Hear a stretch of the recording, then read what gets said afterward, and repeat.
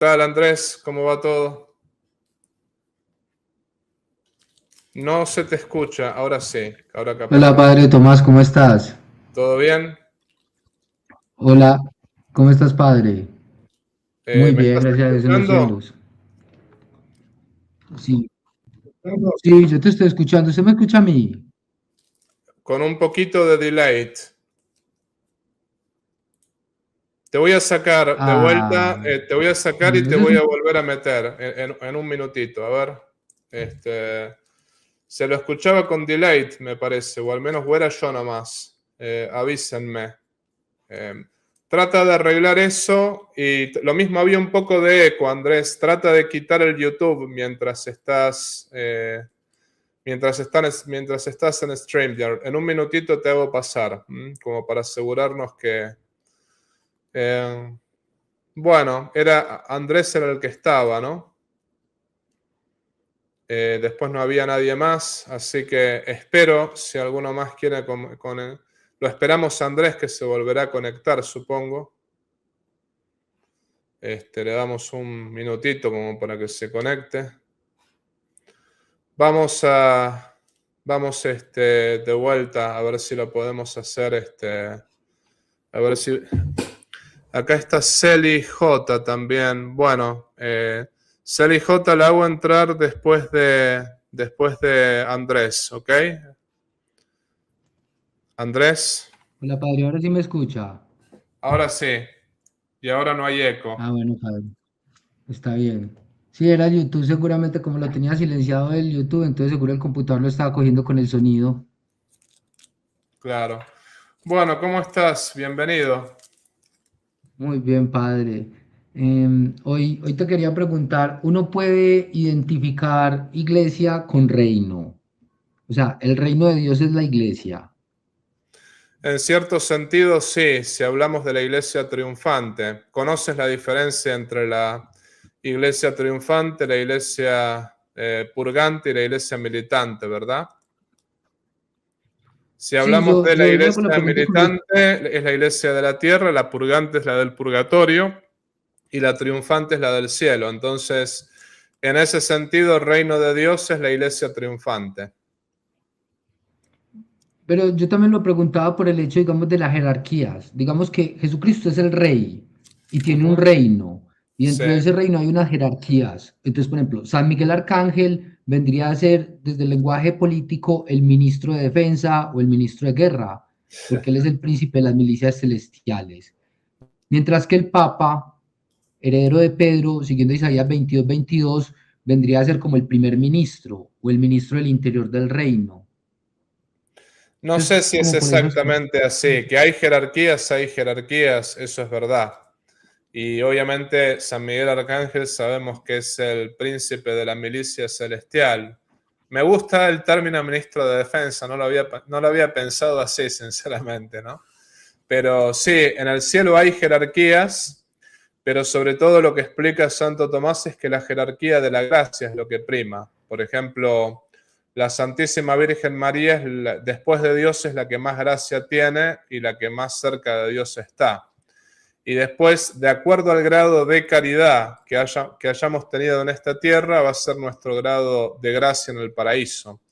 Y de acuerdo a eso estaremos más cerca o más lejos de Dios. O sea, todos vamos a estar cerca de Dios porque el paraíso es Dios, pero sin embargo, bueno, como dice Santo Tomás, todos vamos a estar llenos en todo. Por ejemplo, un vaso chico que está lleno, es un vaso chico, pero está lleno lo mismo y no necesita más nada. Bueno, alguno que tenga mucha gracia, como la Virgen María, tendrá un océano, pero estará lleno. Y alguno que por ahí se haya salvado con lo mínimo, tendrá un vaso chico, pero está lleno también, ¿no? Eso es un poco la jerarquía del punto de vista de la gracia.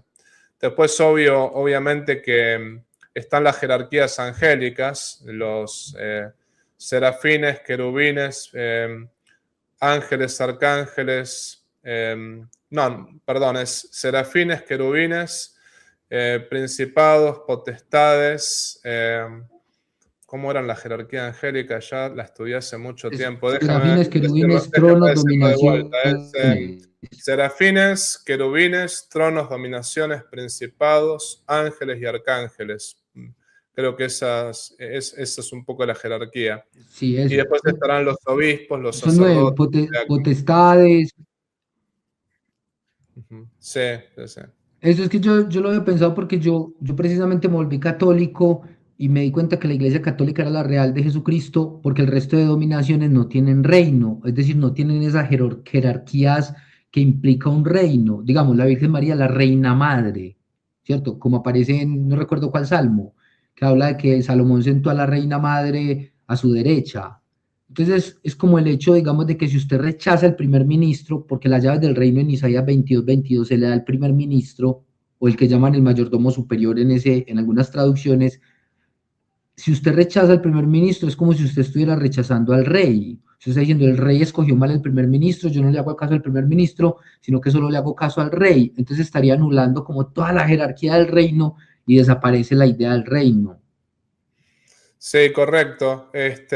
No, más bien dicho, es correcto el razonamiento si uno rechaza a la Virgen o si uno rechaza a los mismos santos, de alguna manera estamos rechazando a Dios mismo. Eso es tal cual y eso es así, ¿no? No hay ninguna duda. Pero esa era tu Entonces duda más uno sí que puede hacer nada. esa identificación, porque si el poema. Sí, porque por el poema que yo estoy escribiendo es como, como esa guerra que Cristo ya ganó, pero somos una iglesia militante que participamos como soldados. Entonces, dentro de esa guerra, digamos, social en este momento con los enemigos de la iglesia, política, histórica, etcétera, etcétera, es necesaria como mantener esa jerarquía para poder que el reino en la tierra, obviamente la iglesia triunfante no perderá porque ya triunfó, para no fragmentar esa fuerza de Dios en la tierra con la iglesia militante peregrina, el reino tiene que estar cohesionado, o sea, tiene que haber una unidad en el reino para poder que no haya, digamos, anarquía o rebelión o protesta, o, ¿cierto? Es como por esa idea, por el poema que yo te había mandado, porque pues lo estoy volviendo a estructurar a partir de esa idea, como que el pecador es un militante de la sinagoga de Satán, usando la expresión de Apocalipsis, mientras que el católico es un militante de la iglesia de Cristo, que son como las dos que están enfrentadas en la tierra. Sí, o sea, más bien dicho, en la iglesia triunfante, la iglesia del cielo, no va a haber rebelión, eso es obvio. Y en la iglesia militante tiene que haber siempre unidad. Unidad por ejemplo, la unidad con el Papa. La unidad con el Papa es no negociable. ¿Por qué razón? Porque, bueno, porque el Papa fue puesto ahí por el mismo Jesucristo, que es el Dios hecho hombre. Entonces, ciertamente que cuando uno va contra el Papa, me refiero, cuando el Papa comete errores, en el error no hay que seguirlo, obviamente, ¿no? Pero el tema está cuando uno niega los dogmas o cuando uno niega todo lo que tenga que ver con lo revelado tanto en la escritura como en la tradición. En ese caso, uno está yendo contra lo dispuesto por Jesucristo y por lo tanto uno se está rebelando no contra los hombres, sino contra Jesucristo mismo. Eso es correcto, sí, tiene que haber unidad no solamente en Dios y en Jesucristo, sino en la jerarquía puesta por el mismo Jesucristo. Sí, Andrés. padre, mira, yo leo el fragmento de Isaías, dice, hola, ¿me escuchas? Sí, te voy a Sí, leer el fragmento de Isaías que está en relación con este de Mateo. Dice, y pondré sobre su hombro la llave de la casa de David, y abrirá y nadie cerrará, cerrará y nadie abrirá, y le hincaré como clavo en lugar seguro, y será trono glorioso de la casa de su padre. sí. Entonces, mira que esas Bueno, palabras eso está de Dios relacionado quitando con el... Mateo 16, 18, sí. Entonces, eso, Está- entonces, sí, sí se puede asimilar entonces. Sí, ¿Ya? sí. Esa era como la duda que tenía el padre. Sí, se puede asimilar con Mateo 16, 18 porque justamente el mayordomo o aquel que recibía las llaves era aquel que estaba administrando toda la ciudad o estaba administrando todo el reino. Por ejemplo, también a José le dieron las llaves del reino de Egipto. Bueno, así como pasó eso con José, pasó también eso con Pedro y sus sucesores, ¿no?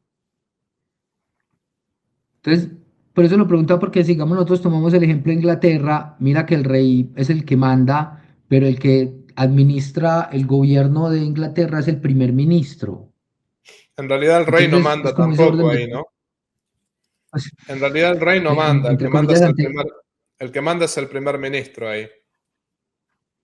eso, pero en la Iglesia Católica el que mandaría sí sería el rey, que es Jesucristo. Sí, sí, sí. Entonces, puede haber una asimilación entonces entre Pedro, Papa, con respecto a esta idea de la jerarquía de que el papado es el primer ministerio de nuestro Señor. Y entonces ahí ya están los obispos que vienen a ser el resto de ministros y los diáconos y los sacerdotes, hasta que llegamos a nosotros que somos como los, o los caballeros, que digamos vendrían a ser los santos, o la infantería, que somos nosotros los simples mortales y miserables pecadores que tratamos de buscar esa gracia. Si lo buscas como analogía, sí. Ahora, Pedro es el vicario de Cristo.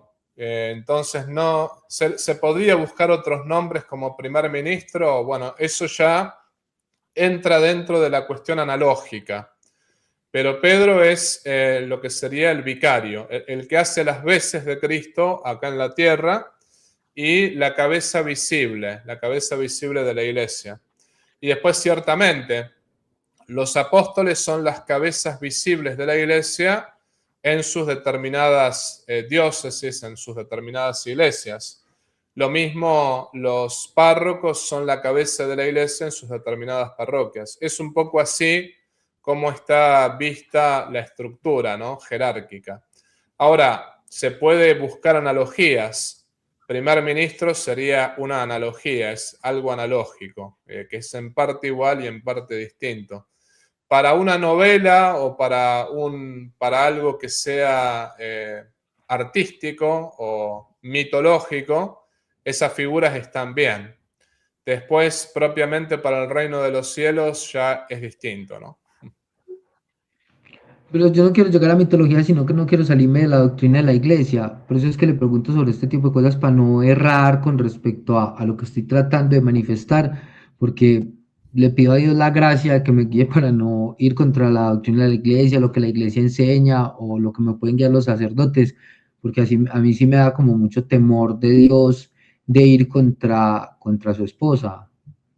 Sí, pero deberías dejar en claro que estás hablando de modo metafórico, de modo analógico, porque si quieres hablar de modo histórico o con factos, ya la cosa cambia, ¿no? Pero sí, no habría problema. Cuando uno usa la metáfora o cuando uno usa lo que sería lo alegórico, en ese caso no habría ningún problema, es algo alegórico. Es porque yo estoy tratando de pensar es como las jerarquías del reino, o sea, cómo están organizadas esas jerarquías del reino para que sea un reino y no simplemente una anarquía en donde cada quien es su propio ministro y cada quien es su propio intérprete y cada quien es como su propio juez con respecto a Dios y hacer como un Dios de bolsillo. Sí, no, te comprendo, te comprendo. Mientras sea algo alegórico o algo metafórico, está perfecto.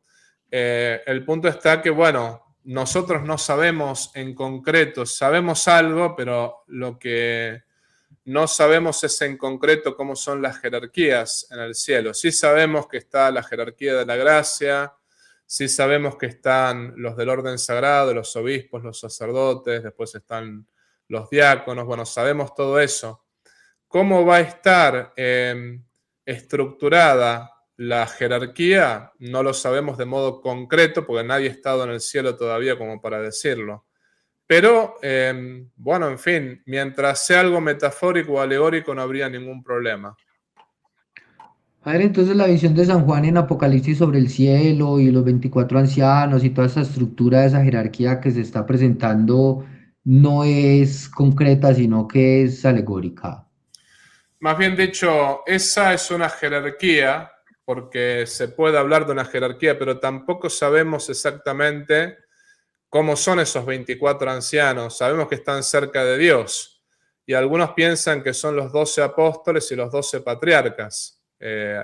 Digamos que algunos piensan que esa es la verdadera interpretación, ¿no? Y yo estoy seguro que es así, que seguramente son los 12 apóstoles y los 12 patriarcas. Pero, a ver, ¿qué significa estar cerca del trono de Dios? Hay que realmente estar ahí como para verlo en concreto. Y después, ¿qué significa esa jerarquía? Porque, bueno, ahí nos va a gobernar Dios directamente.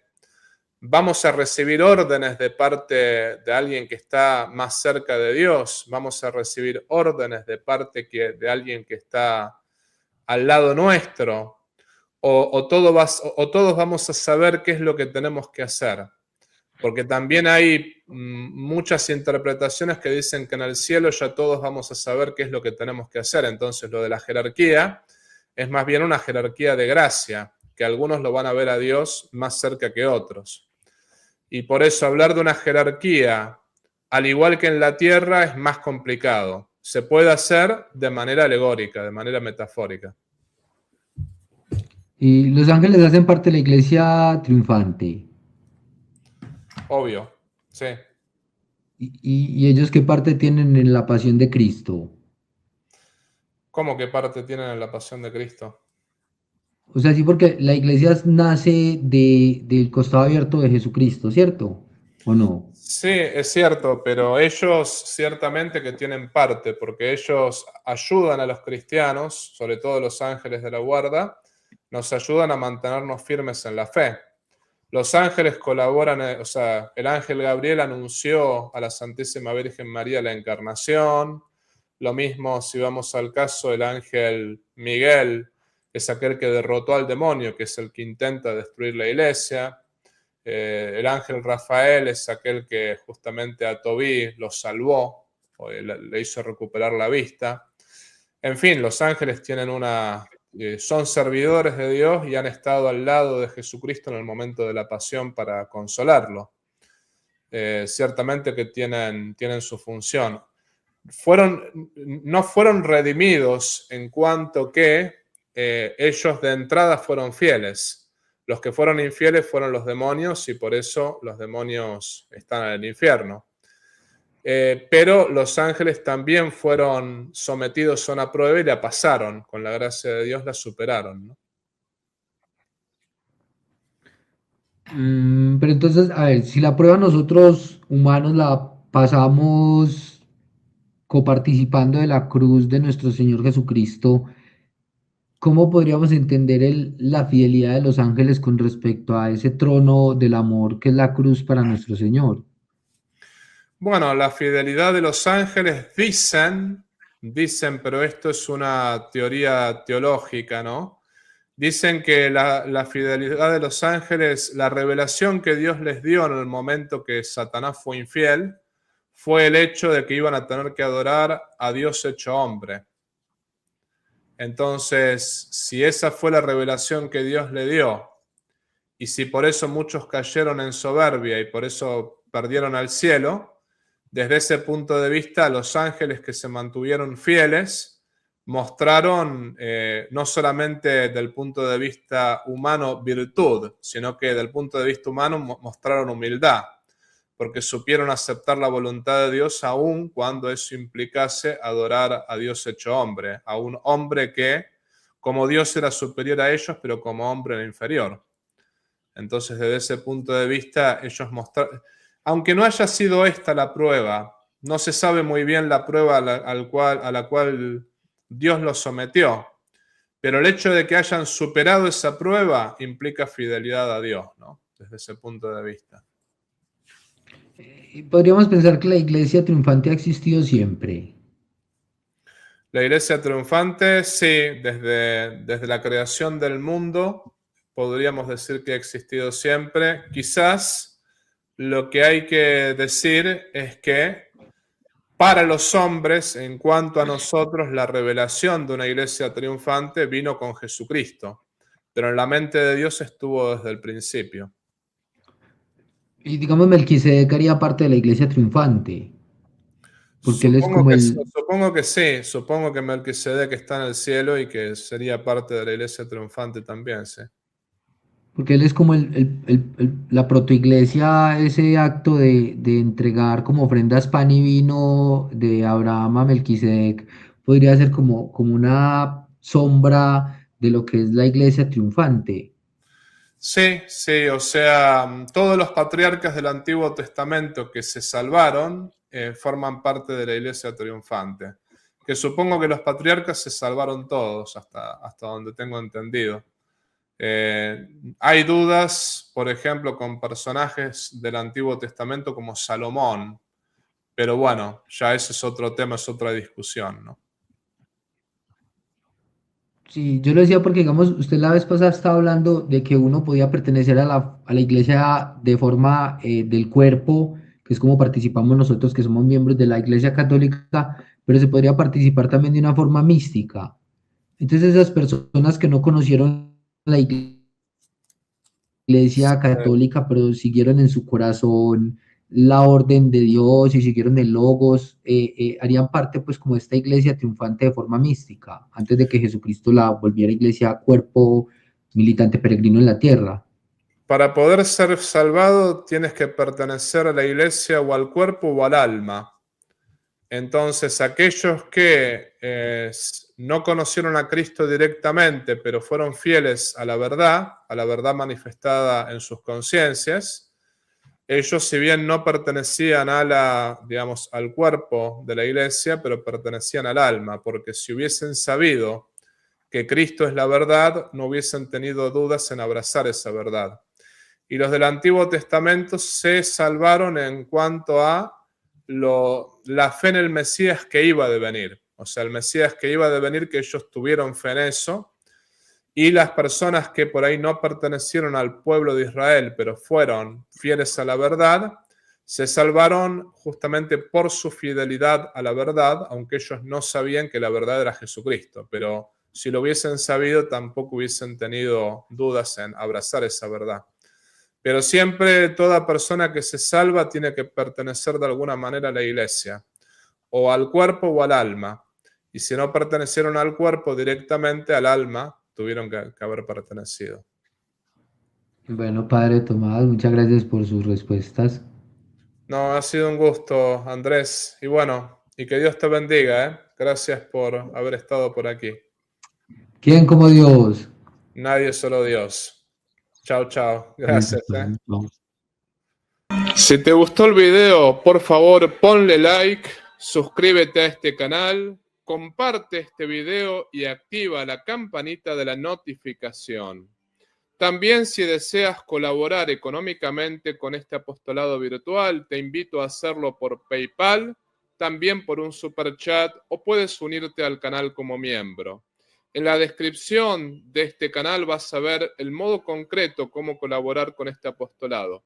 Si no puedes colaborar económicamente, no te preocupes. Este apostolado es gratuito y todos los videos son gratuitos. Lo más importante es que compartas este video con las personas que estén a tu lado. La idea es llegar a todo el pueblo de Dios y la idea es poder predicar el Evangelio para mayor gloria de Dios y la salvación de las almas. Por otra parte, te quiero avisar que todo el dinero que se recaude con este apostolado virtual va a ser enviado para familias necesitadas y para mejorar esta misión en el sexto continente. Desde ya te agradezco por todo lo que puedas hacer por cada uno de nosotros. Y te pido también que reces por mí y yo rezo por ti. Viva Cristo Rey, viva la Virgen y viva el Patriarca San José.